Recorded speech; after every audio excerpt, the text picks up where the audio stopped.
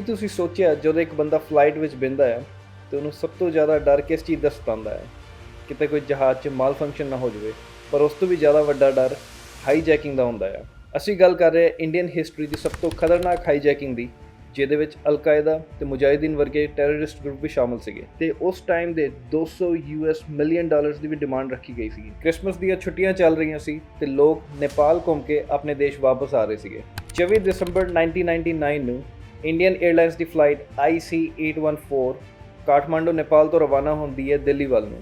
ਸ਼ਾਮ ਦੇ 4 ਵਜੇ ਕਾਠਮਾਂਡੂ ਨੇਪਾਲ ਤੋਂ ਫਲਾਈਟ ਟੇਕ ਆਫ ਕਰਦੀ ਹੈ ਤੇ 2 ਘੰਟਿਆਂ ਦੇ ਸਫ਼ਰ ਦੇ ਵਿੱਚ ਸਕੈਜੂਲਡ ਹੁੰਦੀ ਹੈ ਇੰਦਰਾ ਗਾਂਧੀ 에ਅਰਪੋਰਟ 'ਤੇ ਲੈਂਡ ਹੋਣ ਲਈ। ਇਸ ਫਲਾਈਟ ਵਿੱਚ ਟੋਟਲ 180 ਯਾਤਰੀ ਹੁੰਦੇ ਨੇ ਇਨਕਲੂਡਿੰਗ ਕਰੂ ਮੈਂਬਰਸ।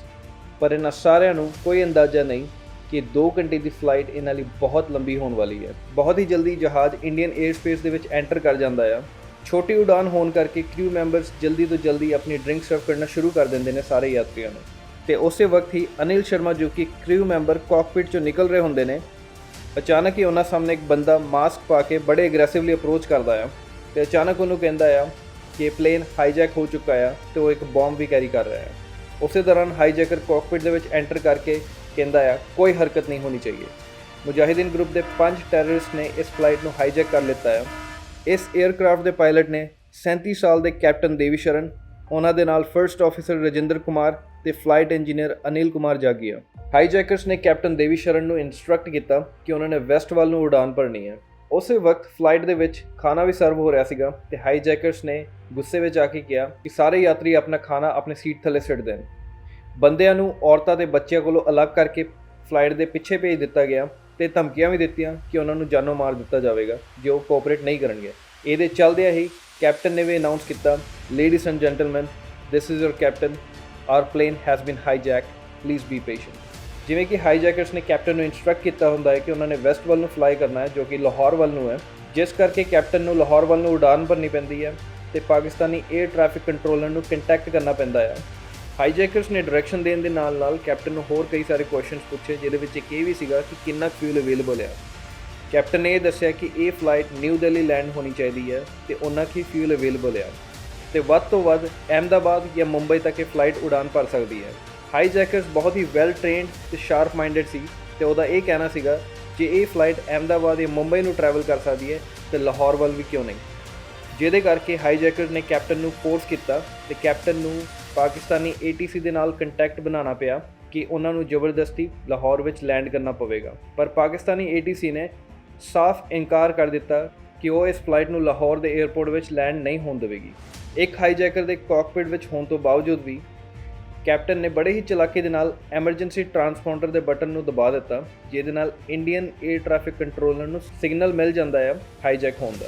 에ਅਰ ਟ੍ਰੈਫਿਕ ਕੰਟਰੋਲਰ ਇੱਕ ਬਾਡੀ ਹੈ ਜੋ 에ਅਰਪੋਰਟ ਵਿੱਚ ਪ੍ਰੈਜ਼ੈਂਟ ਰਹਿੰਦੀ ਹੈ ਤੇ 에ਅਰਪਲੇਨਸ ਨੂੰ ਗਾਈਡ ਕਰਦੀ ਕਿ ਉਹਨਾਂ ਨੇ ਕਿੰਨੀ ਸਪੀਡ, ਕਿਹੜੇ ਡਾਇਰੈਕਸ਼ਨ ਤੇ ਕਿੰਨੀ ਉਚਾਈ ਦੇ ਵਿੱਚ ਟਰੈਵਲ ਕਰਨਾ ਹੈ ਤਾਂ ਕਿ ਉਹ ਬਾਕੀ 에ਅਰਪਲੇਨਸ ਦੇ ਨਾਲ ਸੇਫ ਡਿਸਟੈਂਸ ਮੇਨਟੇਨ ਕਰ ਸਕਣ। ਇੰਡੀਅਨ ATC ਨੂੰ ਇਹ ਨਿਊਜ਼ ਤਕਰੀਬਨ 5:47 PM ਨੂੰ ਮਿਲਦੀ ਹੈ ਤੇ ਉਦੋਂ ਦੇ ਪ੍ਰਾਈਮ ਮਿਨਿਸਟਰ ਅਟਲ ਬਿਹਾਰੀ ਵਾਜਪਾਈ ਨੂੰ ਵੀ ਇਸ ਇਨਸੀਡੈਂਟ ਤੋਂ 90 ਮਿੰਟ ਬਾਅਦ ਖਬਰ ਦਿੱਤੀ ਜਾਂਦੀ ਹੈ। ਇਸ ਇਨਸੀਡੈਂਟ ਤੋਂ ਕੁਝ ਦੇਰ ਬਾਅਦ ਹੀ ਇੰਡੀਅਨ ATC ਲਗਭਗ 6:04 ਤੇ IC814 ਨੂੰ ਕੰਟੈਕਟ ਕਰਦੀ ਹੈ ਤੇ ਕੈਪਟਨ ਉਹਨਾਂ ਨੂੰ ਨੋਟੀਫਾਈ ਕਰਦੇ ਨੇ ਕਿ ਪਲੇਨ 'ਚ ਫਿਊਲ ਬਹੁਤ ਘੱਟ ਹੈ। ਕੈਪਟਨ ਨੇ ਫਿਰ ਇੱਕ ਵਾਰ ਦਲੇਰੀ ਦਿਖਾਈ ਤੇ ਹਾਈਜੈਕਰਸ ਨੂੰ ਪਤਾ ਵੀ ਨਹੀਂ ਲੱਗਣ ਦਿੱਤਾ ਤੇ ਪਲੇਨ ਦੀ ਸਪੀਡ 40% ਤੱਕ ਘਟਾ ਦਿੱਤੀ, ਜਿਹਦੇ 2 ਕਾਰਨ ਸੀਗੇ। ਪਹਿਲਾ ਕਿ ਸੁਰੱਖਿਆ ਕਰਮੀਆਂ ਨੂੰ ਹੋਰ ਜ਼ਿਆਦਾ ਟਾਈਮ ਮਿਲ ਸਕੇ ਜਿਹਦੇ ਨਾਲ ਉਹ ਸਿਚੁਏਸ਼ਨ ਦੀ ਪ੍ਰੀਪਰੇਸ਼ਨ ਕਰ ਸਕਣ ਤੇ ਦੂਸਰਾ 6 ਮਹੀਨੇ ਪਹਿਲਾਂ ਹੀ ਇੰਡੀਆ ਪਾਕਿਸਤਾਨ ਦੀ ਕਾਰਗਿਲ ਵਾਰ ਹੋ ਚੁੱਕੀ ਸੀਗੀ, ਜਿਹਦੇ ਕਰਕੇ ਉਹ ਇੰਡੀਆ ਦੇ ਬਾਰਡਰ ਛੱਡਣਾ ਨਹੀਂ ਚਾਹੁੰਦੇ ਸੀਗੇ ਕਿਉਂਕਿ ਸਿਚੁਏਸ਼ਨ ਹਾਲੇ ਵੀ ਦੋਵਾਂ ਦੇਸ਼ਾਂ ਦੇ ਵਿੱਚ ਬਹੁਤ ਟੈਂਸ ਸੀਗੀ। ਹਾਈਜੈਕਰਸ ਦੇ ਲਗਾਤਾਰ ਪ੍ਰੈਸ਼ਰ ਬਣਾਉਣ ਕਾਰਨ ਕੈਪਟਨ ਪਲੇਨ ਨੂੰ ਵੈਸਟ ਡਾਇਰੈਕਸ਼ਨ ਲਾਹੌਰ 에ਅਰਪੋਰਟ ਵੱਲ ਨੂੰ ਲੈ ਜਾਂਦੇ ਨੇ, ਜਿਹਦੇ ਕਾਰਨ ਕੈਪਟਨ ਪਾਕਿਸਤਾਨੀ ATC ਨੂੰ ਕੰਟੈਕਟ ਕਰਦੇ ਨੇ ਤੇ ਲਾਹੌਰ 에ਅਰਪੋਰਟ 'ਚ ਲੈਂਡ ਕਰਨ ਦੀ ਪਰਮਿਸ਼ਨ ਮੰਗਦੇ ਨੇ, ਪਰ ਉਹਨਾਂ ਦੀ ਇਹ ਪਰਮਿਸ਼ਨ ਡਿਨਾਈ ਕਰ ਦਿੱਤੀ ਜਾਂਦੀ ਹੈ। ਇਸ ਗੱਲ ਤੋਂ ਹਾਈਜੈਕਰਸ ਬਹੁਤ ਨਾਰਾਜ਼ ਹੋ ਜਾਂਦੇ ਨੇ ਤੇ 10 ਯਾਤਰੀਆਂ ਨੂੰ ਜਾਨੋਂ ਮਾਰਨ ਦੀ ਧਮਕੀ ਵੀ ਦਿੰਦੇ ਨੇ, ਜਿਹਦੇ ਕਰਕੇ ਕੈਪਟਨ ਨੂੰ ਇੰਡੀਅਨ ATC ਨੂੰ ਕੰਟੈਕਟ ਕਰਕੇ ਰਿਕੁਐਸਟ ਕਰਦੇ ਨੇ ਕਿ ਪਾਕਿਸਤਾਨੀ ATC ਨੂੰ ਮਨਾਇਆ ਜਾਵੇ ਤੇ ਲਾਹੌਰ ਲੈਂਡ ਕਰਨ ਦੀ ਪਰਮਿਸ਼ਨ ਮਿਲੇ। ਇਸ ਇਨਸੀਡੈਂਟ ਤੋਂ ਕੁਝ ਮਿੰਟ ਬਾਅਦ ਹੀ ਸ਼ਾਮ 6:30 ਵਜੇ ਪਾਕਿਸਤਾਨ ਦੇ ਵਿੱਚ ਇੰਡੀਅਨ ਹਾਈ ਕਮਿਸ਼ਨ ਵੀ ਪਾਕਿਸਤਾਨੀ ATC ਨੂੰ ਰਿਕੁਐਸਟ ਕਰਦੀ ਹੈ ਕਿ ਇਸ 에ਅਰਕ੍ਰਾਫਟ ਨੂੰ ਲਾਹੌਰ 에ਅਰਪੋਰਟ 'ਚ ਲੈਂਡ ਕਰਨ ਦੀ ਪਰਮਿਸ਼ਨ ਮਿਲ ਜਾਵੇ, ਪਰ ਇੰਡੀਅਨ ਹਾਈ ਕਮਿਸ਼ਨ ਦੀ ਰਿਕੁਐਸਟ ਵੀ ਡਿਨਾਈ ਕਰ ਦਿੱਤੀ ਜਾਂਦੀ ਹੈ। ਇਸ ਦੌਰਾਨ ਹੀ ਹਾਈਜੈਕਰ ਨੇ ਕੈਪਟਨ ਨੂੰ ਪੁੱਛਿਆ ਜੇ ਅਸੀਂ ਅੰਮ੍ਰਿਤਸਰ ਲੈਂਡ ਕਰਦੇ ਕਿ ਸਾਨੂੰ ਰੀਫਿਊਲ ਮਿਲ ਜਾਵੇਗਾ, ਜਿਹਦੇ ਵਿੱਚ ਕੈਪਟਨ ਨੇ ਅਸ਼ੋਰੈਂਸ ਦਿੱਤੀ ਕਿ ਹਾਂ ਡੈਫੀਨੇਟਲੀ ਬਹੁਤ ਹੀ ਜਲਦੀ ਅੰਮ੍ਰਿਤਸਰ 'ਚ ਰੀਫਿਊਲ ਮਿਲ ਸਕਦਾ ਹੈ। ਸੋ ਹੁਣ ਪਲੇਨ ਅੰਮ੍ਰਿਤਸਰ ਵੱਲ ਨੂੰ ਜਾਣਾ ਸ਼ੁਰੂ ਕਰ ਦਿੰਦਾ ਹੈ। ਬੜੇ ਹੈਰਾਨੀ ਦੀ ਗੱਲ ਹੈ, ਪੰਜਾਬ ਦੇ ਡੀਜੀਪੀ ਸਰਬਜੀਤ ਸਿੰਘ ਤੇ ਯੂਨੀਅਨ ਗਵਰਨਮੈਂਟ ਦੇ ਹੋਮ ਮਿਨਿਸਟਰ LK ਅਡਵਾਨੀ ਨੂੰ ਕੋਈ ਵੀ ਰਿਪੋਰਟ ਨਹੀਂ ਦਿੱਤੀ ਜਾਂਦੀ, ਬਲਕਿ ਇਹਨਾਂ ਨੂੰ ਨਿਊਜ਼ ਚੈਨਲਾਂ ਤੋਂ ਪਤਾ ਲੱਗਦਾ ਆ ਕਿ ਕੋਈ ਪਲੇਨ ਹਾਈਜੈਕ ਹੋ ਚੁੱਕਾ ਆ। ਜਿਵੇਂ ਜਿਵੇਂ 에ਅਰਕ੍ਰਾਫਟ ਅੰਮ੍ਰਿਤਸਰ 에ਅਰਪੋਰਟ ਦੇ ਨੇੜੇ ਪਹੁੰਚ ਰਿਹਾ ਸੀਗਾ, ਕੈਪਟਨ ਨੂੰ ਇੱਕ ਉਮੀਦ ਮਿਲ ਰਹੀ ਸੀਗੀ ਕਿ ਇੰਡੀਅਨ ਗਵਰਨਮੈਂਟ ਕੋਈ ਕੰਟੀਨਜੈਂਸੀ ਪਲਾਨ ਬਣਾ ਕੇ ਇਸ ਹਾਈਜੈਕਿੰਗ ਨੂੰ ਕੰਟਰੋਲ ਕਰੇਗੀ ਤੇ ਇਸ 에ਅਰਕ੍ਰਾਫਟ ਨੂੰ ਦੁਬਾਰਾ ਟੇਕ ਆਫ ਹੋਣ ਤੋਂ ਰੋਕੇਗੀ। ਜਿਹਦੇ ਚੱਲਦਿਆਂ ਹੀ ਆਰਮੀ ਦਾ ਇੱਕ ਟਰੁੱਪ ਵੀ ਮੌਜੂਦ ਸੀਗਾ ਆਪਣੇ 3 ਟੈਂਕਾਂ ਦੇ ਨਾਲ ਤੇ ਜੰਗ ਲਈ ਬਿਲਕੁਲ ਤਿਆਰ ਸੀ। ਜਿੱਦਾਂ ਹੀ ਇਹ ਪਲੇਨ ਅੰਮ੍ਰਿਤਸਰ 에ਅਰਪੋਰਟ ਦੇ ਵਿੱਚ ਲੈਂਡ ਹੋ ਜਾਂਦਾ ਹੈ, ਆਰਮੀ ਤਿਆਰ ਹੋ ਜਾਂਦੀ ਹੈ ਆਪਣਾ ਆਪਰੇਸ਼ਨ ਐਗਜ਼ੀਕਿਊਟ ਕਰਨ ਦੇ ਲਈ। ਪਰ ਗਵਰਨਮੈਂਟ ਹਲੇ ਵੀ ਕਿਸੇ ਨਤੀਜੇ ਤੇ ਨਹੀਂ ਪਹੁੰਚ ਪਾਉਂਦੀ ਹੈ, ਜਿਹਦੇ ਕਰਕੇ ਆਰਮੀ ਸਟੈਂਡ ਬਾਈ ਤੇ ਹੀ ਰਹਿੰਦੀ ਹੈ। 에ਅਰਪੋਰਟ ਮੈਨੇਜਮੈਂਟ ਨੂੰ ਇਨਸਟਰਕਸ਼ਨਸ ਦਿੱਤੀਆਂ ਜਾਂਦੀਆਂ ਨੇ ਕਿ 에ਅਰਕ੍ਰਾਫਟ ਦੇ ਰੀਫਿਊਲਿੰਗ ਨੂੰ ਵੱਧ ਤੋਂ ਵੱਧ ਡਿਲੇ ਕਰਨਾ ਹੈ ਔਰ ਲੋਡ ਪੈਣ ਤੇ 에ਅਰਕ੍ਰਾਫਟ ਦੇ ਟਾਇਰਸ ਨੂੰ ਪੰਕਚਰ ਵੀ ਕਰ ਦੇਣਾ ਹੈ। ਪਰ ਜਿੱਦਾਂ ਹੀ ਅੱਧਾ ਘੰਟਾ ਬੀਤ ਜਾਂਦਾ ਹੈ, ਹਾਈਜੈਕਰਸ ਨੂੰ ਸ਼ੱਕ ਪੈ ਜਾਂਦਾ ਹੈ ਕਿ ਡੈਫੀਨੇਟਲੀ ਇੰਡੀਅਨ ਆਰਮੀ ਅਟੈਕ ਕਰਨ ਦੀ ਤਿਆਰੀ ਕਰ ਰਹੀ ਹੈ। ਇਸ ਗੱਲ ਤੋਂ ਹਾਈਜੈਕਰਸ ਬਹੁਤ ਘਬਰਾ ਜਾਂਦੇ ਨੇ ਤੇ ਕੈਪਟਨ ਨੂੰ ਗਨ ਪੁਆਇੰਟ ਤੇ ਰੱਖ ਕੇ ਉਹਨੂੰ ਫਲਾਈਟ ਨੂੰ ਟੇਕ ਆਫ ਕਰਨ ਲਈ ਕਹਿੰਦੇ ਨੇ। ਪਰ ਕੈਪਟਨ ਸਾਫ਼ ਇਨਕਾਰ ਕਰ ਦਿੰਦਾ ਹੈ ਤੇ ਕਹਿੰਦਾ ਕਿ 에ਅਰਕ੍ਰਾਫਟ 'ਚ ਲੋ ਫਿਊਲ ਹੈ, ਜਿਹਦੇ ਕਰਕੇ ਉਹ ਟੇਕ ਆਫ ਨਹੀਂ ਕਰ ਸਕਦਾ। ਇਸ ਗੱਲ ਤੋਂ ਇੱਕ ਹਾਈਜੈਕਰ ਬਹੁਤ ਨਾਰਾਜ਼ ਹੋ ਜਾਂਦਾ ਹੈ ਤੇ 에ਅਰਪਲੇਨ ਦੇ ਪਿਛਲੇ ਹਿੱਸੇ ਤੇ ਜਾ ਕੇ ਜਿੱਥੇ ਬੰਦਿਆਂ ਨੂੰ ਸੈਪਰੇਟ ਕੀਤਾ ਹੁੰਦਾ ਹੈ, ਰੂਪਿਨ ਕਟਿਆਲ ਦੇ ਨਾਮ ਦੇ ਇੱਕ ਬੰਦੇ ਨੂੰ ਪਿਕ ਕਰਕੇ ਉਹਦੀ ਛਾਤੀ ਤੇ ਕਈ ਵਾਰ ਨਾਈਫ ਦੇ ਅਟੈਕ ਕਰਦਾ ਹੈ, ਜਿਹਦੇ ਕਰਕੇ ਉਹ ਬੁਰੀ ਤਰ੍ਹਾਂ ਜ਼ਖਮੀ ਵੀ ਹੋ ਜਾਂਦਾ ਹੈ। ਅਫਸੋਸ ਦੀ ਗੱਲ ਤਾਂ ਇਹ ਸੀਗੀ ਕਿ ਰੂਪਿਨ ਕਟਿਆਲ ਦਾ 12 ਦਿਨ ਪਹਿਲਾਂ ਹੀ ਵਿਆਹ ਵੀ ਹੋਇਆ ਸੀਗਾ। ਹਾਈਜੈਕਰ ਪਾਇਲਟ ਨੂੰ ਹੁਣ ਪਿੱਛੇ ਭੇਜਦਾ ਤਾਂ ਕਿ ਉਹ ਦੇਖ ਸਕੇ ਕਿ ਹੌਸਟੇਜਸ ਦਾ ਕੀ ਹਾਲ ਕੀਤਾ ਜਾ ਰਿਹਾ ਹੈ। ਇਸੇ ਦੌਰਾਨ ਕੈਪਟਨ ਇੰਡੀਅਨ ATC ਨੂੰ 4 ਵਾਰ ਕੰਟੈਕਟ ਕਰਦੇ ਨੇ ਤੇ ਰੀਫਿਊਲ ਲਈ ਰਿਕੁਐਸਟ ਕਰਦੇ ਨੇ ਤੇ ਇਹ ਵੀ ਦੱਸਦੇ ਨੇ ਕਿ ਹਾਈਜੈਕਰਸ ਨੇ ਹੌਸਟੇਜਸ ਨੂੰ ਮਾਰਨਾ ਸ਼ੁਰੂ ਕਰ ਦਿੱਤਾ ਹੈ, ਕਿਉਂਕਿ ਉਸੇ ਦੌਰਾਨ ਇੱਕ ਹੋਰ ਹੌਸਟੇਜ ਨੂੰ ਜ਼ਖਮੀ ਕਰ ਦਿੱਤਾ ਜਾਂਦਾ ਹੈ, ਜੋ ਕਿ ਇੱਕ ਜਰਮਨ ਸਿਟੀਜ਼ਨ ਸਤਨਾਮ ਸਿੰਘ ਸੀਗੇ। ਇੰਡੀਅਨ ਅਫੀਸ਼ੀਅਲਸ ਕਾਫੀ ਕੋਸ਼ਿਸ਼ ਕਰਦੇ ਨੇ ਕਿ ਹਾਈਜੈਕਰਸ ਨਾਲ ਕਿਸੇ ਤਰ੍ਹਾਂ ਨੈਗੋਸ਼ੀਏਸ਼ਨ ਹੋ ਸਕੇ, ਪਰ ਹਾਈਜੈਕਰਸ ਸਾਫ਼ ਇਨਕਾਰ ਕਰ ਦਿੰਦੇ ਨੇ ਕਿ ਉਹਨਾਂ ਨੇ ਕਿਸੇ ਵੀ ਅਫੀਸ਼ੀਅਲ ਦੇ ਨਾਲ ਗੱਲ ਨਹੀਂ ਕਰਨੀ। ਇੰਡੀਅਨ ਕਮਾਂਡੋਸ 에ਅਰਪੋਰਟ ਸਟਾਫ ਦੇ ਨਾਲ ਫਿਊਲ ਟੈਂਕਰ ਦੇ ਵਿੱਚ ਬੈਠ ਕੇ ਜਾਂਦੇ ਨੇ ਤੇ ਪਲਾਨ ਇਹ ਹੁੰਦਾ ਹੈ ਕਿ ਉਹਨਾਂ ਨੇ ਵੱਧ ਤੋਂ ਵੱਧ ਡਿਲੇ ਕਰਨਾ ਹੈ ਰੀਫਿਊਲਿੰਗ ਲਈ ਤੇ ਲੋਡ ਪੈਣ ਤੇ 에ਅਰਕ੍ਰਾਫਟ ਦੇ ਟਾਇਰ ਵੀ ਪੰਕਚਰ ਕਰਨੇ ਨੇ। ਪਰ ਜਿੱਦਾਂ ਹੀ ਟੈਂਕਰ 에ਅਰਕ੍ਰਾਫਟ ਵੱਲ ਟਰੈਵਲ ਕਰ ਰਿਹਾ ਹੁੰਦਾ ਹੈ, ATC ਤੋਂ ਕਮਿਊਨੀਕੇਸ਼ਨ ਆਉਂਦੀ ਹੈ ਕਿ ਉਹ ਬਹੁਤ ਤੇਜ਼ ਜਾ ਰਿਹਾ ਹੈ ਤੇ ਉਹਨਾਂ ਨੂੰ ਸਲੋ ਜਾਣਾ ਚਾਹੀਦਾ ਹੈ ਤੇ ਵੱਧ ਤੋਂ ਵੱਧ ਟਾਈਮ ਲੈਣਾ ਚਾਹੀਦਾ ਹੈ। ਪਰ ਕੁਝ ਮਿਸਕਮਿਊਨੀਕੇਸ਼ਨ ਹੋਣ ਕਰਕੇ ਡਰਾਈਵਰ ਕਨਫਿਊਜ਼ ਹੋ ਜਾਂਦਾ ਹੈ ਤੇ ਅਚਾਨਕ ਬ੍ਰੇਕ ਲਗਾ ਦਿੰਦਾ ਹੈ, ਜਿਹਦੇ ਕਰਕੇ ਹਾਈਜੈਕਰਸ ਨੂੰ ਸ਼ੱਕ ਪੈ ਜਾਂਦਾ ਹੈ ਕਿ ਇਦਾਂ ਕਿਉਂ ਹੋ ਰਿਹਾ ਹੈ ਤੇ ਗਨ ਪੁਆਇੰਟ ਤੇ ਦੁਬਾਰਾ ਕੈਪਟਨ ਨੂੰ ਫੋਰਸ ਕਰਦੇ ਨੇ ਕਿ ਉਹਨੂੰ ਕਿਸੇ ਵੀ ਹਾਲਤ 'ਚ ਹੁਣੇ ਹੀ ਟੇਕ ਆਫ ਕਰਨਾ ਪਵੇਗਾ। ਤੇ ਫਿਊਲ ਟੈਂਕਰ 에ਅਰਕ੍ਰਾਫਟ ਦੇ ਬਿਲਕੁਲ ਸਾਹਮਣੇ ਪਾਰਕ ਹੋਣ ਕਰਕੇ ਪਾਇਲਟ ਕੋਲ ਬਹੁਤ ਹੀ ਘੱਟ ਜਗ੍ਹਾ ਹੁੰਦੀ ਹੈ, ਜਿਹਦੇ ਨਾਲ ਉਹ ਮੈਨੂਵਰ ਕਰਕੇ ਕਿਸੇ ਤਰ੍ਹਾਂ 에ਅਰਕ੍ਰਾਫਟ ਕੱਢ ਕੇ ਲੈ ਜਾਂਦਾ ਹੈ। ਤੇ ਜਿੱਦਾਂ ਹੀ ਇਹ ਪਲੇਨ ਅੰਮ੍ਰਿਤਸਰ 에ਅਰਪੋਰਟ ਤੋਂ ਰਵਾਨਾ ਹੋ ਰਿਹਾ ਹੁੰਦਾ ਹੈ, ਕੈਪਟਨ ਸ਼ਰਨ ਇੱਕ ਆਖਰੀ ਵਾਰ ਇੰਡੀਅਨ ATC ਨੂੰ ਕੰਟੈਕਟ ਕਰਦੇ ਨੇ ਤੇ ਕਹਿੰਦੇ ਨੇ we are all dying. Investigation ਦੇ ਦੌਰਾਨ ਇੱਕ ਹੋਰ ਖੁਲਾਸਾ ਹੁੰਦਾ ਹੈ ਕਿ ਕਿਉਂ ਕੰਟੀਨਜੈਂਸੀ ਪਲਾਨ ਦੇ ਬਾਵਜੂਦ ਵੀ ਇੰਡੀਅਨ ਆਰਮੀ ਤੇ ਕਮਾਂਡੋਸ ਨੂੰ ਅਟੈਕ ਕਰਨ ਦੀ ਪਰਮਿਸ਼ਨ ਨਹੀਂ ਮਿਲੀ ਸੀ। ਇਹਦਾ ਇੱਕ ਕਾਰਨ ਇਹ ਪਤਾ ਲੱਗਦਾ ਹੈ ਕਿ ਰਾਓ ਦਾ ਇੱਕ ਆਫੀਸਰ ਸ਼ਸ਼ੀ ਭੂਸ਼ਣ ਸਿੰਘ ਤੋਮਾਰ, ਜੋ ਕਿ ਉਸ ਟਾਈਮ ਦੇ ਪ੍ਰਾਈਮ ਮਿਨਿਸਟਰ ਅਟਲ ਬਿਹਾਰੀ ਵਾਜਪਾਈ ਦੇ ਸੈਕਟਰੀ ਦੇ ਬ੍ਰਦਰ ਇਨ ਲਾਅ ਵੀ ਸੀਗੇ, ਉਸ ਪਲੇਨ ਵਿੱਚ ਉਸ ਟਾਈਮ ਮੌਜੂਦ ਸੀਗੇ। ਔਰ ਰਾਓ ਦੇ ਚੀਫ AS ਦੌਲਤ ਨੇ ਵੀ ਸਾਰੇ ਇਨਸੀਡੈਂਟ ਨੂੰ ਕਵਰ ਕਰਨ ਦੀ ਕੋਸ਼ਿਸ਼ ਕੀਤੀ, ਪਰ ਇਨਵੈਸਟੀਗੇਸ਼ਨ ਤੋਂ ਬਚ ਨਹੀਂ ਪਾਏ ਔਰ ਇੰਨਾ ਕਰਕੇ ਕੰਟੀਨਜੈਂਸੀ ਪਲਾਨ ਵਿੱਚ ਚੇਂਜਸ ਕੀਤੀਆਂ ਗਈਆਂ ਸੀਗੀਆਂ, ਜੋ ਕਿ ਇੱਕ ਬੜੀ ਸ਼ਰਮ ਦੀ ਗੱਲ ਹੈ। ਇਸ ਤੋਂ ਵੀ ਇੰਟਰਸਟਿੰਗ ਗੱਲ ਇਹ ਹੈ ਕਿ ਇਹ ਰਾਓ ਆਫੀਸਰ ਜਿਹੜੇ ਇਸ ਪਲੇਨ ਵਿੱਚ ਮੌਜੂਦ ਸੀਗੇ, ਇਹਨਾਂ ਨੂੰ ਇਹਨਾਂ ਦੇ ਹੀ ਇੱਕ ਪਾਰਟਨਰ UV ਸਿੰਘ ਨੇ ਚਕੰਨੇ ਵੀ ਕੀਤਾ ਸੀਗਾ ਕਿ ਇੱਕ ਟੈਰਰਿਸਟ ਗਰੁੱਪ ਪਲੇਨ ਹਾਈਜੈਕ ਕਰਕੇ ਇੰਡੀਆ ਤੇ ਅਟੈਕ ਕਰਨ ਦੀ ਕੋਸ਼ਿਸ਼ ਕਰ ਰਿਹਾ ਹੈ। ਪਰ ਇਹਨਾਂ ਨੇ UV ਸਿੰਘ ਦੀ ਰਿਪੋਰਟ ਨੂੰ ਖਾਰਜ ਕਰ ਦਿੱਤਾ ਤੇ ਆਪਣੀ ਰਿਪੋਰਟ ਤੇ ਦੁਬਾਰਾ ਕੰਮ ਕਰਨ ਨੂੰ ਕਿਹਾ। ਪਰ ਆਇਰਨੀ ਦੇਖੋ, ਇਹ ਆਪ ਹੀ ਉਸ ਪਲੇਨ ਵਿੱਚ ਫਸ ਗਏ। ਕੁਝ ਮਿੰਟਾਂ 'ਚ ਹੀ IC-814 ਲਾਹੌਰ 에ਅਰਪੋਰਟ ਦੇ ਬਹੁਤ ਨੇੜੇ ਪਹੁੰਚ ਜਾਂਦਾ ਹੈ ਤੇ ਦੁਬਾਰਾ ਪਾਕਿਸਤਾਨੀ ATC ਨੂੰ ਕੰਟੈਕਟ ਕਰਨ ਦੀ ਕੋਸ਼ਿਸ਼ ਕਰਦਾ ਹੈ, ਪਰ ਉਹਨਾਂ ਦੀ ਫਿਰ ਤੋਂ ਪਰਮਿਸ਼ਨ ਡਿਨਾਈ ਹੋ ਜਾਂਦੀ ਹੈ।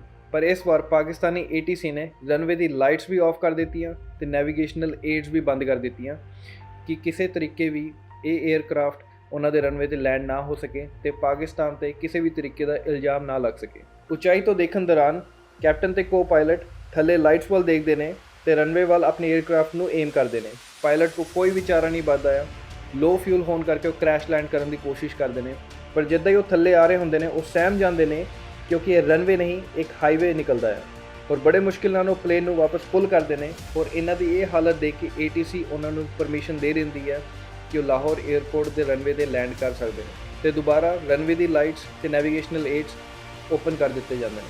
ਪਰ ਕੈਪਟਨ ਨੇ ਬਾਅਦ 'ਚ ਆਪਣੇ ਖੁਲਾਸੇ ਵਿੱਚ ਇਹ ਦੱਸਿਆ ਕਿ ਇਹ ਕੈਪਟਨ ਦੀ ਸੋਚੀ ਸਮਝੀ ਸਾਜ਼ਿਸ਼ ਸੀ, ਜਿਹਦੇ ਨਾਲ ATC ਵੀ ਸਹਿਮ ਜਾਵੇ ਤੇ ਉਹਨਾਂ ਨੂੰ ਪਰਮਿਸ਼ਨ ਦੇ ਦੇਵੇ, ਤੇ ਆਖਿਰ ਉਹੀ ਹੋਇਆ ਜੋ ਕੈਪਟਨ ਨੇ ਸੋਚਿਆ ਸੀਗਾ। ਸਾਡੀ ਇਹ ਕੋਸ਼ਿਸ਼ ਰਹਿੰਦੀ ਕਿ ਕੰਪਲੈਕਸ ਇਸ਼ੂਜ਼ ਨੂੰ ਤੁਹਾਡੇ ਸਾਹਮਣੇ ਸਿੰਪਲ ਭਾਸ਼ਾ ਦੇ ਵਿੱਚ ਪੇਸ਼ ਕੀਤਾ ਜਾ ਸਕੇ, ਤਾਂ ਕਿ ਸਾਡੀ ਕਮਿਊਨਿਟੀ ਨੂੰ ਹੋਰ ਏਰੀਆਜ਼ ਦੀ ਨੌਲੇਜ ਤੇ ਵਧੀਆ ਸੇਧ ਮਿਲ ਸਕੇ। ਸਾਡੀ ਇਸ ਕੋਸ਼ਿਸ਼ ਵਿੱਚ ਸਾਥ ਪਾਉਣ ਲਈ ਤੁਸੀਂ ਲਾਈਕ, ਸ਼ੇਅਰ, ਸਬਸਕ੍ਰਾਈਬ ਕਰਕੇ ਸਾਡਾ ਮਨੋਬਲ ਵੀ ਵਧਾ ਸਕਦੇ ਹੋ। IC-814 ਦੇ ਲਾਹੌਰ 에ਅਰਪੋਰਟ ਦੇ ਵਿੱਚ ਲੈਂਡ ਹੋਣ ਤੋਂ ਬਾਅਦ ਹੀ ਲਾਹੌਰ ਦੀ ਸਿਕਿਉਰਿਟੀ ਬਹੁਤ ਟਾਈਟ ਕਰ ਦਿੱਤੀ ਜਾਂਦੀ ਹੈ ਤੇ ਇੰਡੀਅਨ ATC ਨੂੰ ਵੀ ਇਨਫੋਰਮ ਕਰ ਦਿੱਤਾ ਜਾਂਦਾ ਹੈ। ਇੰਡੀਅਨ ਗਵਰਨਮੈਂਟ ਕੋਸ਼ਿਸ਼ਾਂ ਕਰਦੀ ਹੈ ਕਿ ਹਾਈਜੈਕਰਸ ਨਾਲ ਨੈਗੋਸ਼ੀਏਟ ਕਰਕੇ ਔਰਤਾਂ ਤੇ ਬੱਚਿਆਂ ਨੂੰ ਉਸ ਪਲੇਨ ਤੋਂ ਬਾਹਰ ਕੱਢ ਦਿੱਤਾ ਜਾਵੇ, ਪਰ ਹਾਈਜੈਕਰਸ ਹਲੇ ਵੀ ਆਪਣੀ ਜਿੱਦ ਤੇ ਅੜੇ ਰਹਿੰਦੇ ਨੇ ਤੇ ਪਲੇਨ ਨੂੰ ਰੀਫਿਊਲ ਕਰਾ ਕੇ ਓਮਾਨ ਵੱਲ ਨੂੰ ਟੇਕ ਆਫ ਕਰ ਲੈਂਦੇ ਨੇ।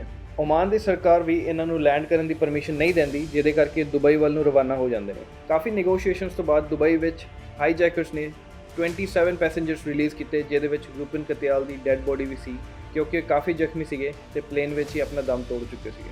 ਇੰਡੀਅਨ ਗਵਰਨਮੈਂਟ ਨੇ ਦੁਬਈ ਦੀ ਸਰਕਾਰ ਨੂੰ ਰਿਕੁਐਸਟ ਕੀਤੀ ਕਿ ਇੰਡੀਅਨ ਕਮਾਂਡੋਸ ਦੁਬਈ ਦੇ 에ਅਰਪੋਰਟ ਤੇ ਇਸ ਆਪਰੇਸ਼ਨ ਨੂੰ ਅੰਜਾਮ ਦੇ ਸਕਣ, ਤੇ ਦੁਬਈ ਨੇ ਸਾਫ਼ ਇਨਕਾਰ ਕਰ ਦਿੱਤਾ ਤੇ ਕਿਹਾ ਕਿ ਉਹਨਾਂ ਦੀ ਧਰਤੀ ਤੇ ਕਿਸੇ ਵੀ ਤਰ੍ਹਾਂ ਦਾ ਖੂਨ ਖਰਾਬਾ ਨਹੀਂ ਹੋਣ ਦੇਣਗੇ। ਦੁਬਈ ਵਿੱਚ ਇਹਨਾਂ 27 ਪੈਸੇਂਜਰਸ ਨੂੰ ਰਿਲੀਜ਼ ਕਰਨ ਤੋਂ ਬਾਅਦ IC-814 ਦੁਬਾਰਾ ਟੇਕ ਆਫ ਕਰਦਾ ਆ ਆਪਣੀ ਨਵੀਂ ਡੈਸਟੀਨੇਸ਼ਨ ਕੰਦਾਹਰ, ਅਫਗਾਨਿਸਤਾਨ ਵੱਲ ਨੂੰ। ਉਸ ਟਾਈਮ ਅਫਗਾਨਿਸਤਾਨ ਤੇ ਤਾਲਿਬਾਨ ਦਾ ਕਬਜ਼ਾ ਸੀਗਾ, ਜਿਹਦੇ ਕਰਕੇ ਤਾਲਿਬਾਨ ਸਰਕਾਰ ਇੰਡੀਅਨ ਸਰਕਾਰ ਨੂੰ ਕਹਿੰਦੀ ਕਿ ਅਸੀਂ ਐਜ਼ ਅ ਮੀਡੀਏਟਰ ਹਾਈਜੈਕਰਸ ਤੇ ਤੁਹਾਡੇ ਵਿੱਚ ਕੰਮ ਕਰ ਸਕਦੇ ਹਾਂ ਤੇ ਤੁਹਾਨੂੰ ਨੈਗੋਸ਼ੀਏਸ਼ਨ ਲਈ ਹੈਲਪ ਕਰ ਸਕਦੇ ਹਾਂ। ਪਰ ਇੰਡੀਅਨ ਸਰਕਾਰ ਤਾਲਿਬਾਨ ਸਰਕਾਰ ਨੂੰ ਰੈਕਗਨਾਈਜ਼ ਨਹੀਂ ਕਰਦੀ ਹੈ, ਜਿਹਦੇ ਕਰਕੇ ਉਹ ਆਪਣਾ ਇੱਕ ਅਫੀਸ਼ੀਅਲ ਇਸਲਾਮਾਬਾਦ ਦੇ ਹਾਈ ਕਮਿਸ਼ਨ ਤੋਂ ਭੇਜਦੀ ਹੈ ਨੈਗੋਸ਼ੀਏਸ਼ਨ ਕਰਨ ਦੇ ਲਈ ਹਾਈਜੈਕਰਸ ਦੇ ਨਾਲ। 30 ਘੰਟੇ ਦੀ ਬੈਕ ਐਂਡ ਫੋਰਥ ਗੱਲਬਾਤ ਤੋਂ ਬਾਅਦ ਪਹਿਲੀ ਵਾਰ ਹਾਈਜੈਕਰਸ ਆਪਣੀ ਡਿਮਾਂਡ ਇੰਡੀਅਨ ਗਵਰਨਮੈਂਟ ਦੇ ਸਾਹਮਣੇ ਰੱਖਦੇ ਨੇ। ਇਹਨਾਂ ਹਾਈਜੈਕਰਸ ਦੀ ਸਭ ਤੋਂ ਪਹਿਲੀ ਡਿਮਾਂਡ ਮੁਜਾਹਿਦੀਨ ਦੇ ਫਾਊਂਡਰ ਸੱਜਦ ਅਫਗਾਨੀ ਦੀ ਡੈੱਡ ਬੋਡੀ ਦੀ ਹੁੰਦੀ ਹੈ, ਜੋ ਕਿ ਇੰਡੀਆ ਦੇ ਵਿੱਚ ਇੱਕ ਜੇਲ੍ਹ ਤੋੜ ਕੇ ਫਰਾਰ ਹੋਣ ਦੀ ਕੋਸ਼ਿਸ਼ ਦੇ ਵਿੱਚ ਮਾਰਿਆ ਗਿਆ ਸੀਗਾ। ਇਹਦੇ ਨਾਲ 36 ਹੋਰ ਪ੍ਰਿਜ਼ਨਰਸ ਨੂੰ ਰਿਲੀਜ਼ ਕਰਨ ਦੀ ਡਿਮਾਂਡ ਸੀ ਤੇ ਉਸ ਟਾਈਮ ਦੇ $200 ਮਿਲੀਅਨ ਦੀ ਵੀ ਡਿਮਾਂਡ ਰੱਖੀ ਗਈ ਸੀ। ਪਰ ਇੰਡੀਅਨ ਗਵਰਨਮੈਂਟ ਦੀ ਹਾਈਜੈਕਰਸ ਨਾਲ ਕਾਫੀ ਜ਼ਿਆਦਾ ਨੈਗੋਸ਼ੀਏਸ਼ਨ ਤੋਂ ਬਾਅਦ 36 ਤੋਂ 3 ਪ੍ਰਿਜ਼ਨਰਸ ਤੱਕ ਗੱਲ ਤੈਅ ਹੋ ਚੁੱਕੀ ਸੀ। ਇਹ ਹਾਈਜੈਕਰਸ ਜਿਹੜੇ 3 ਪ੍ਰਿਜ਼ਨਰਸ ਦੀ ਨੈਗੋਸ਼ੀਏਸ਼ਨ ਕਰ ਰਹੇ ਨੇ, ਇਹ ਕੋਈ ਆਮ ਟੈਰਰਿਸਟ ਨਹੀਂ, ਇਹਨਾਂ ਨੇ ਇੰਡੀਆ ਦਾ ਬਹੁਤ ਹੀ ਵੱਡੇ ਲੈਵਲ ਤੇ ਨੁਕਸਾਨ ਕੀਤਾ ਹੋਇਆ ਹੈ, ਜੋ ਕਿ ਮੈਂ ਅੱਗੇ ਜਾ ਕੇ ਡਿਸਕਸ ਕਰਾਂਗਾ। ਤਾਲਿਬਾਨ ਦੇ ਮਿਲੀਟੈਂਟਸ ਨੇ ਇਸ 에ਅਰਕ੍ਰਾਫਟ ਨੂੰ ਪੂਰੀ ਤਰ੍ਹਾਂ ਕਵਰ ਕਰ ਦਿੱਤਾ ਸੀਗਾ। ਉਹਨਾਂ ਦਾ ਇਹ ਕਹਿਣਾ ਹੈ ਕਿ ਉਹ ਹਾਈਜੈਕਰਸ ਵੱਲੋਂ ਹੋਰ ਕਿਲਿੰਗਸ ਨੂੰ ਰੋਕਣਾ ਚਾਹੁੰਦੇ ਸੀਗੇ, ਪਰ ਜਦ ਕਿ ਇੰਡੀਅਨ ਸਰਕਾਰ ਦਾ ਇਹ ਮੰਨਣਾ ਸੀਗਾ ਕਿ ਤਾਲਿਬਾਨ ਦੀ ਸੋਚੀ ਸਮਝੀ ਸਾਜ਼ਿਸ਼ ਸੀਗੀ ਤਾਂ ਕਿ ਇੰਡੀਅਨ ਕਮਾਂਡੋਸ ਕੋਈ ਵੀ ਆਪਣਾ ਆਪਰੇਸ਼ਨ ਐਗਜ਼ੀਕਿਊਟ ਨਾ ਕਰ ਪਾਉਣ। ਇਸ ਸਾਰੇ ਨੈਗੋਸ਼ੀਏਸ਼ਨ ਨੂੰ ਅਜੀਤ ਦੋਵਾਲ ਲੀਡ ਕਰ ਰਹੇ ਸੀ ਆਪਣੇ 4 ਸਾਥੀਆਂ ਦੇ ਨਾਲ। ਅਜੀਤ ਦੋਵਾਲ ਨੇ ਅੱਜ ਤੱਕ 15 ਹਾਈਜੈਕਿੰਗਸ ਨੂੰ ਰਿਜ਼ੋਲਵ ਕਰਨ ਤੇ ਹੈਲਪ ਕੀਤੀ ਇੰਡੀਅਨ ਗਵਰਨਮੈਂਟ ਦੀ। 1971 ਤੋਂ 1999 ਤੱਕ ਜਿੰਨੀਆਂ ਵੀ ਹਾਈਜੈਕਿੰਗਸ ਹੋਈਆਂ ਨੇ, ਇਹੀ ਰਿਜ਼ੋਲਵ ਕਰਦੇ ਆਏ ਨੇ। ਅਜੀਤ ਦੋਵਾਲ ਨੇ ਇਹ ਕਲੇਮ ਕੀਤਾ ਸੀਗਾ ਪਾਕਿਸਤਾਨ ਦੀ ਇੰਟੈਲੀਜੈਂਸ ਸਰਵਿਸਿਜ਼ ISI ਦਾ ਕਾਫੀ ਸਪੋਰਟ ਆ ਹਾਈਜੈਕਰਸ ਨੂੰ, ਜਿਹਦੇ ਕਰਕੇ ਉਹ ਕੋਈ ਵੀ ਪ੍ਰੈਸ਼ਰ ਹਾਈਜੈਕਰਸ ਉੱਤੇ ਨਹੀਂ ਬਣਾ ਪਾ ਰਹੇ ਨੇ। ਇਸ ਸਾਰੇ ਇਨਸੀਡੈਂਟ ਤੋਂ ਇੱਕ ਦਿਨ ਬਾਅਦ 25 ਦਸੰਬਰ ਨੂੰ ਇੰਡੀਅਨ ਗਵਰਨਮੈਂਟ ਆਪਣਾ ਇੱਕ ਪਲੇਨ ਭੇਜਦੀ ਹੈ ਦੁਬਈ ਵਿੱਚ ਆਪਣੇ 27 ਪੈਸੇਂਜਰਸ ਇੰਕਲੂਡਿੰਗ ਰੂਪਨ ਕਤਿਆਲ ਦੀ ਡੈੱਡ ਬੋਡੀ ਨੂੰ ਲੈਣ ਲਈ। ਦਸੰਬਰ 25, 26 ਤੇ 27 ਨੂੰ ਲਗਾਤਾਰ ਨੈਗੋਸ਼ੀਏਸ਼ਨਸ ਦੇ ਬਾਅਦ ਵੀ ਕੋਈ ਵੀ ਗੱਲ ਸਿਰੇ ਨਹੀਂ ਲੱਗ ਰਹੀ ਸੀਗੀ। 에ਅਰਕ੍ਰਾਫਟ ਦੇ ਵਿੱਚ ਹਾਲਾਤ ਬਹੁਤ ਜ਼ਿਆਦਾ ਮਾੜੇ ਸੀਗੇ, ਟਾਇਲਟਸ ਓਵਰਫਲੋ ਕਰ ਰਹੇ ਸੀਗੇ ਤੇ ਖਾਣਾ ਵੀ ਆਲਮੋਸਟ ਖਤਮ ਹੋ ਚੁੱਕਾ ਸੀਗਾ। 에ਅਰਕ੍ਰਾਫਟ ਦੇ ਵਿੱਚ ਪਿਨ ਡ੍ਰੌਪ ਸਾਇਲੈਂਸ ਸੀ ਤੇ ਪੈਸੇਂਜਰਸ ਮੈਂਟਲੀ ਇੰਨੇ ਜ਼ਿਆਦਾ ਡਿਸਟਰਬ ਹੋ ਚੁੱਕੇ ਸੀਗੇ, ਉਹ ਸਿਰਫ ਇਹੀ ਚਾਹੁੰਦੇ ਸੀਗੇ ਜਾਂ ਤਾਂ ਉਹਨਾਂ ਨੂੰ ਰਿਲੀਜ਼ ਕਰ ਦਿੱਤਾ ਜਾਵੇ ਜਾਂ ਮਾਰ ਦਿੱਤਾ ਜਾਵੇ। ਇਸ ਤੋਂ ਬਾਅਦ ਇੰਡੀਅਨ ਗਵਰਨਮੈਂਟ ਹਾਈਜੈਕਰਸ ਦੇ ਨਾਲ ਦੁਬਾਰਾ ਨੈਗੋਸ਼ੀਏਸ਼ਨ ਸ਼ੁਰੂ ਕਰਦੀ ਹੈ ਤੇ 27, 28, 29, 30 ਤੱਕ ਨੈਗੋਸ਼ੀਏਸ਼ਨ ਦਾ ਕੋਈ ਸਿਰ ਪੈਰ ਲੱਗਣਾ ਸ਼ੁਰੂ ਹੁੰਦਾ ਹੈ। ਤੁਸੀਂ ਸੋਚ ਕੇ ਦੇਖੋ 7 ਦਿਨ ਇੱਕ 에ਅਰਕ੍ਰਾਫਟ 'ਚ ਬੰਦੀ ਰਹਿਣਾ, ਉਹ ਵੀ ਗਨ ਪੁਆਇੰਟ ਉੱਤੇ, ਕਿੰਨਾ ਹੀ ਡਿਸਟਰੈਸ ਵਾਲਾ ਮਾਹੌਲ ਹੋਏਗਾ। ਤੇ ਦਸੰਬਰ 30 ਨੂੰ ਰॉ ਦੇ chief AS Daulat Jammu and Kashmir ਦੇ ਚੀਫ ਮਿਨਿਸਟਰ ਨੂੰ ਰੀਚ ਆਊਟ ਕਰਦੇ ਨੇ। ਜੰਮੂ ਐਂਡ ਕਸ਼ਮੀਰ ਦੇ ਚੀਫ ਮਿਨਿਸਟਰ ਰੈਜ਼ਿਸਟ ਕਰਦੇ ਨੇ ਤੇ ਵਾਰਨ ਕਰਦੇ ਨੇ ਕਿ ਇਹਦੇ ਬਹੁਤ ਲੌਂਗ ਟਰਮ ਕਨਸੀਕੁਐਂਸਸ ਹੋ ਸਕਦੇ ਨੇ, ਪਰ ਚੀਫ ਮਿਨਿਸਟਰ ਨੂੰ ਇੰਡੀਅਨ ਗਵਰਨਮੈਂਟ ਦੇ ਆਰਡਰ ਮੰਨਣੇ ਪੈਂਦੇ ਨੇ ਤੇ ਇਹਨਾਂ 3 ਪ੍ਰਿਜ਼ਨਰਸ ਨੂੰ ਰਿਲੀਜ਼ ਕਰਨਾ ਪੈਂਦਾ ਹੈ। 8 ਦਿਨ ਦੇ ਜਹਿਦ ਤੋਂ ਬਾਅਦ ਉਸ ਟਾਈਮ ਦੇ ਕੈਬਨਿਟ ਮਿਨਿਸਟਰ ਜਸਵੰਤ ਸਿੰਘ ਦਸੰਬਰ 31 ਨੂੰ ਇਹਨਾਂ 3 ਪ੍ਰਿਜ਼ਨਰਸ ਨੂੰ ਲੈ ਕੇ ਜਾਂਦੇ ਨੇ ਕੰਦਾਰ ਵਿੱਚ ਤੇ ਆਪਣੀ ਡੀਲ ਰੈਪ ਅਪ ਕਰਦੇ ਨੇ। ਇਹਨਾਂ 3 ਪ੍ਰਿਜ਼ਨਰਸ ਦੇ ਕੰਦਾਰ 에ਅਰਪੋਰਟ ਤੇ ਪਹੁੰਚਣ ਤੋਂ ਬਾਅਦ 2 ਹਾਈਜੈਕਰਸ ਆਪਣੇ ਪਲੇਨ ਤੋਂ ਥੱਲੇ ਉਤਰਦੇ ਨੇ ਤੇ ਇਹਨਾਂ ਪ੍ਰਿਜ਼ਨਰਸ ਨਾਲ ਗੱਲਬਾਤ ਕਰਦੇ ਨੇ ਤੇ ਬਾਕੀ ਦੇ ਆਪਣੇ 3 ਸਾਥੀਆਂ ਨੂੰ ਪਲੇਨ ਤੋਂ ਥੱਲੇ ਆਉਣ ਦਾ ਇਸ਼ਾਰਾ ਕਰਦੇ ਨੇ। ਜਿੱਦਾਂ ਹੀ ਹਾਈਜੈਕਰਸ ਪਲੇਨ ਤੋਂ ਉਤਰਨਾ ਸ਼ੁਰੂ ਹੋ ਜਾਂਦੇ ਨੇ ਤੇ ਨਾਲ ਦੇ ਇੰਡੀਅਨ ਗਵਰਨਮੈਂਟ ਦੇ ਪਲੇਨ ਦੇ ਵਿੱਚ ਟ੍ਰਾਂਸਫਰ ਆਫ ਪੈਸੇਂਜਰਸ ਵੀ ਸ਼ੁਰੂ ਹੋ ਜਾਂਦੀ ਹੈ। ਜਸਵੰਤ ਸਿੰਘ ਨੇ ਤਾਲਿਬਾਨ ਦੇ ਘਿਰਾਓ ਦੇ ਵਿੱਚ ਇਹ ਅਨਾਉਂਸ ਕੀਤਾ ਕਿ ਤਾਲਿਬਾਨ ਨੇ ਇਹਨਾਂ 5 ਹਾਈਜੈਕਰਾਂ ਤੇ 3 ਪ੍ਰਿਜ਼ਨਰਸ ਨੂੰ 10 ਘੰਟੇ ਦੀ ਮੋਹਲਤ ਦਿੱਤੀ ਹੈ ਕਿ ਉਹ ਅਫਗਾਨਿਸਤਾਨ ਤੋਂ ਬਾਹਰ ਨਿਕਲ ਜਾਣ ਤੇ ਉਹ ਕੁਝ ਹੀ ਘੰਟਿਆਂ ਦੇ ਵਿੱਚ ਪਾਕਿਸਤਾਨ ਦੇ ਸਰਹੱਦਾਂ 'ਤੇ ਪਹੁੰਚ ਜਾਂਦੇ ਨੇ। ਤਾਲਿਬਾਨ ਨੇ ਜਾਣਬੁੱਝ ਕੇ ਜਸਵੰਤ ਸਿੰਘ ਤੇ ਇਸ ਗੱਲ ਨੂੰ ਅਨਾਉਂਸ ਕਰਨ ਲਈ ਪ੍ਰੈਸ਼ਰ ਬਣਾਇਆ ਤਾਂ ਕਿ ਤਾਲਿਬਾਨ ਉੱਤੇ ਇਲਜ਼ਾਮ ਨਾ ਲੱਗਣ ਕਿ ਉਹਨਾਂ ਨੇ ਇਹਨਾਂ 5 ਹਾਈਜੈਕਰਸ ਤੇ 3 ਪ੍ਰਿਜ਼ਨਰਸ ਨੂੰ ਸੇਫ ਪੈਸੇਜ ਦਿੱਤਾ ਸੀਗਾ। ਇਹ ਬੀਜੇਪੀ ਗਵਰਨਮੈਂਟ ਦਾ ਇੱਕ ਬਹੁਤ ਵੱਡਾ ਫੇਲੀਅਰ ਮੰਨਿਆ ਗਿਆ ਸੀਗਾ ਤੇ ਇੰਡੀਅਨ ਬਿਊਰੋ ਦੇ ਚੀਫ ਅਜੀਤ ਦੋਵਾਲ ਦਾ ਵੀ ਇਹ ਕਹਿਣਾ ਸੀਗਾ ਕਿ ਇਸ ਪਲੇਨ ਨੂੰ ਕਿਸੇ ਵੀ ਹਾਲਤ ਤੇ ਇੰਡੀਅਨ ਟੈਰੀਟਰੀ ਨੂੰ ਕ੍ਰੋਸ ਕਰਨ ਨਹੀਂ ਦੇਣਾ ਚਾਹੀਦਾ ਸੀਗਾ, ਕਿਉਂਕਿ ਜਿੱਦਾਂ ਹੀ ਇਹ ਪਲੇਨ ਇੰਡੀਅਨ ਟੈਰੀਟਰੀ ਤੋਂ ਬਾਹਰ ਚਲਾ ਗਿਆ ਸੀਗਾ, ਇੰਡੀਆ ਦੀ ਨੈਗੋਸ਼ੀਏਟਿੰਗ ਪਾਵਰ ਬਹੁਤ ਵੀਕ ਹੋ ਚੁੱਕੀ ਸੀ। ਇਸ ਤੋਂ ਇਲਾਵਾ ਵੀ ਇੱਕ ਬਹੁਤ ਵੱਡਾ ਇੰਡੀਅਨ ਗਵਰਨਮੈਂਟ ਦਾ ਡਿਪਲੋਮੈਟਿਕ ਫੇਲੀਅਰ ਦੇਖਣ ਨੂੰ ਮਿਲਿਆ ਕਿ ਇਹ ਆਪਣੇ ਡਿਪਲੋਮੈਟਿਕ ਰਿਲੇਸ਼ਨਸ ਵਿਦ USA ਤੇ ਦੁਬਈ ਨੂੰ ਯੂਜ਼ ਚੰਗੀ ਤਰ੍ਹਾਂ ਨਹੀਂ ਕਰ ਪਾਏ ਤੇ ਵਧੀਆ ਨੈਗੋਸ਼ੀਏਸ਼ਨਸ ਨਹੀਂ ਹੋ ਪਾਈਆਂ। ਹੁਣ ਜਾਣਦੇ ਆ ਕੌਣ ਨੇ 3 ਪ੍ਰਿਜ਼ਨਰਸ ਤੇ ਕਿਉਂ ਇਹ ਇੰਨੇ ਜ਼ਰੂਰੀ ਸੀਗੇ ਇਹਨਾਂ 5 ਹਾਈਜੈਕਰਸ ਦੇ ਲਈ। ਪਹਿਲੇ ਨੰਬਰ ਤੇ ਆਉਂਦਾ ਹੈ ਮਸੂਦ ਅਜ਼ਹਰ, ਜੋ ਕਿ ਜੈਸ਼-ਏ-ਮੁਹੰਮਦ ਦਾ ਫਾਊਂਡਰ ਵੀ ਹੈ। ਇਹਨੇ ਲਗਾਤਾਰ ਕਾਫੀ ਸਾਰੇ ਡੈਡਲੀ ਅਟੈਕਸ ਕੀਤੇ ਨੇ, ਇਨਕਲੂਡਿੰਗ ਇੰਡੀਅਨ ਪਾਰਲੀਮੈਂਟ ਤੇ ਜਿਹੜਾ ਅਟੈਕ ਹੋਇਆ ਸੀ 2001 ਦੇ ਵਿੱਚ। ਇਸ ਤੋਂ ਬਾਅਦ ਇਹਨੇ 2008 ਦੇ ਵਿੱਚ ਮੁੰਬਈ ਟੈਰਰ ਅਟੈਕਸ ਵੀ ਕੀਤੇ ਸੀਗੇ ਤੇ ਇਸ ਤੋਂ ਬਾਅਦ ਵੀ ਇਹ ਬੰਦਾ ਰੁਕਦਾ ਨਹੀਂ ਹੈ। ਤੇ ਪਠਾਨਕੋਟ 에ਅਰ ਬੇਸ ਅਟੈਕ 2016 ਦੇ ਵਿੱਚ ਵੀ ਇਹਨੇ ਕਰਵਾਏ ਸੀਗੇ ਤੇ ਇਹਦੇ ਵੱਲੋਂ most recent terror attack 2019 February ਦੇ ਵਿੱਚ ਪੁਲਵਾਮਾ ਕਿਲਿੰਗਸ ਵੀ ਇਹਦੇ ਵੱਲੋਂ ਕਰਵਾਈਆਂ ਗਈਆਂ ਸੀਗੀਆਂ, ਜਿਹਦੇ ਵਿੱਚ CRPF ਦੇ 40 ਨੌਜਵਾਨ ਮਾਰੇ ਗਏ ਸੀਗੇ। ਅਜ਼ਹਰ ਨੂੰ ਕਸ਼ਮੀਰ ਵਿੱਚ 1994 'ਚ ਅਰੈਸਟ ਕੀਤਾ ਗਿਆ ਸੀਗਾ ਔਰ ਇਹ ਮੰਨਿਆ ਜਾਂਦਾ ਹੈ ਕਿ ਪਾਕਿਸਤਾਨ ਦੀ ਇੰਟੈਲੀਜੈਂਸ ਏਜੰਸੀ ISI ਇਹਨੂੰ ਸਪੋਰਟ ਕਰਦੀ ਹੈ ਔਰ ਇਸ ਹਾਈਜੈਕ ਤੋਂ ਪਹਿਲਾਂ ਵੀ ਕਈ ਮਲਟੀਪਲ ਅਟੈਂਪਟਸ ਕੀਤੇ ਗਏ ਸੀਗੇ ਇਹਨੂੰ ਛੁਡਾਉਣ ਦੇ ਲਈ। ਤੇ ਦੂਜੇ ਨੰਬਰ ਤੇ ਆਉਂਦਾ ਹੈ ਉਮਾਰ ਸ਼ੇਖ। ਇਹ 2002 ਦੇ ਵਿੱਚ ਬਹੁਤ ਫੇਮਸ ਹੋਇਆ ਸੀਗਾ ਕਿਉਂਕਿ ਇਹਨੇ ਇੱਕ ਵਾਲ ਸਟਰੀਟ ਜਰਨਲ ਦੇ ਰਿਪੋਰਟਰ ਦਾ ਸਿਰ ਵੱਢਿਆ ਸੀਗਾ ਜੋ ਇਨਵੈਸਟੀਗੇਟ ਕਰ ਰਿਹਾ ਸੀਗਾ ਅਲ-ਕਾਇਦਾ ਦੇ ਫਾਈਨੈਂਸਿੰਗ ਦੇ ਉੱਤੇ। ਉਮਾਰ ਸ਼ੇਖ 12 ਫਰਵਰੀ 2002 ਨੂੰ ਲਾਹੌਰ 'ਚ ਕੈਦ ਕਰ ਦਿੱਤਾ ਗਿਆ ਸੀਗਾ ਤੇ ਇਹਨੂੰ ਲਾਈਫ ਸੈਂਟੈਂਸ ਅੰਟਿਲ ਡੈਥ ਦੀ ਸਜ਼ਾ ਦਿੱਤੀ ਗਈ ਹੈ। ਔਰ ਤੀਜੇ ਨੰਬਰ ਤੇ ਆਉਂਦਾ ਹੈ ਮੁਸ਼ਤਾਕ ਅਹਿਮਦ। ਮੁਸ਼ਤਾਕ ਅਹਿਮਦ ਨੇ 2017 'ਚ ਕਸ਼ਮੀਰ ਦੀ ਘਾਟੀ 'ਚ ਗ੍ਰੇਨੇਡ ਅਟੈਕਸ ਵੀ ਕਰਾਏ ਸੀਗੇ ਤੇ ਆਪਣੀ ਜ਼ਿੰਮੇਵਾਰੀ ਵੀ ਲਿੱਤੀ ਸੀ। 1971 ਤੋਂ 1999 ਦੇ ਵਿੱਚ 15 ਹਾਈਜੈਕਿੰਗਸ ਹੋ ਚੁੱਕੀਆਂ ਨੇ ਔਰ ਇੰਡੀਆ ਨੇ ਬੋਲਡ ਸਟੈਪਸ ਲਿੱਤੇ ਨੇ ਐਂਟੀ ਹਾਈਜੈਕਿੰਗ ਪਾਲਿਸੀ ਬਣਾਉਣ ਦੇ ਲਈ ਔਰ ਇਹਨੂੰ ਇੰਟਰੋਡਿਊਸ ਕੀਤਾ ਅਗਸਤ 2005 ਦੇ ਵਿੱਚ। ਔਰ ਇਸ ਐਂਟੀ ਹਾਈਜੈਕਿੰਗ ਪਾਲਿਸੀ ਦੇ ਮੁਤਾਬਿਕ ਅਗਰ ਇੱਕ ਵਾਰ 에ਅਰਕ੍ਰਾਫਟ ਗਰਾਊਂਡਡ ਹੋ ਜਾਂਦਾ ਹੈ ਤੇ ਉਹਨੂੰ ਟੇਕ ਆਫ ਕਰਨ ਨਹੀਂ ਦਿੱਤਾ ਜਾਵੇਗਾ। ਦੂਜਾ ਪੁਆਇੰਟ ਇਹ ਹੈ ਕਿ ਹਾਈਜੈਕ ਪਲੇਨ ਅਗਰ ਉਹ ਹਵਾ ਵਿੱਚ ਹੈ ਤੇ ਆਰਮਡ ਫਾਈਟਰ 에ਅਰਕ੍ਰਾਫਟ ਉਹਨੂੰ ਫੋਰਸ ਕਰਨਗੇ ਕਿ ਉਹ ਲੈਂਡ ਕਰ ਜਾਵੇ। ਤੇ ਤੀਜੀ ਤੇ ਆਖਰੀ ਸੂਰਤ ਵਿੱਚ ਅਗਰ ਕੋਈ ਹਾਈਜੈਕਟ 에ਅਰਪਲੇਨ ਹਵਾ ਦੇ ਵਿੱਚ ਆ ਤੇ ਆਰਮਡ ਫਾਈਟਰ ਜੈਟਸ ਅਗਰ ਉਹਨੂੰ ਲੈਂਡ ਕਰਨ ਲਈ ਮਜਬੂਰ ਕਰ ਰਹੇ ਨੇ ਤੇ ਉਹ ਲੈਂਡ ਨਹੀਂ ਕਰਦਾ ਆ ਤੇ ਉਹਨਾਂ ਨੂੰ ਡਾਇਰੈਕਟ ਆਰਡਰਸ ਨੇ ਕਿ ਉਹ ਪਲੇਨ ਨੂੰ ਸ਼ੂਟ ਕੀਤਾ ਜਾਵੇ ਵਿਦਆਊਟ ਐਨੀ ਹੈਸੀਟੇਸ਼ਨ। ਅਸੀਂ ਇਸੇ ਤਰ੍ਹਾਂ ਹੀ ਏਵੀਏਸ਼ਨ ਦੇ ਉੱਤੇ ਹੋਰ ਵੀਡੀਓਜ਼ ਬਣਾ ਕੇ ਸੀਰੀਜ਼ ਤਿਆਰ ਕਰਨ ਦੀ ਕੋਸ਼ਿਸ਼ ਕਰ ਰਹੇ ਹਾਂ। ਸਾਨੂੰ ਉਮੀਦ ਹੈ ਕਿ ਤੁਹਾਨੂੰ ਇਹ ਵੀਡੀਓ ਬਹੁਤ ਪਸੰਦ ਆਈ ਹੋਵੇਗੀ। ਕਮੈਂਟਸ ਰਾਹੀਂ ਤੁਸੀਂ ਸਾਨੂੰ ਜ਼ਰੂਰ ਫੀਡਬੈਕ ਦੇ ਸਕਦੇ ਹੋ ਤੇ ਆਉਣ ਵਾਲੇ ਸਮੇਂ 'ਚ ਹੋਰ ਕਿੱਦਾਂ ਦੀ ਵੀਡੀਓਜ਼ ਦੇਖਣਾ ਚਾਹੋਗੇ ਇਹ ਵੀ ਦੱਸ ਸਕਦੇ ਹੋ। ਤੁਸੀਂ ਲਾਈਕ ਸ਼ੇਅਰ ਸਬਸਕ੍ਰਾਈਬ ਕਰਕੇ ਸਾਨੂੰ ਸਪੋਰਟ ਵੀ ਕਰ ਸਕਦੇ ਹੋ। ਇਸੇ ਤਰ੍ਹਾਂ ਹੀ ਸਾਡੇ ਨਾਲ ਜੁੜੇ ਰਹੋ। ਮਿਲਦੇ ਅਗਲੀ ਵੀਡੀਓ 'ਚ। ਦੇਖਣ ਲਈ ਬਹੁਤ ਬਹੁਤ ਧੰਨਵਾਦ।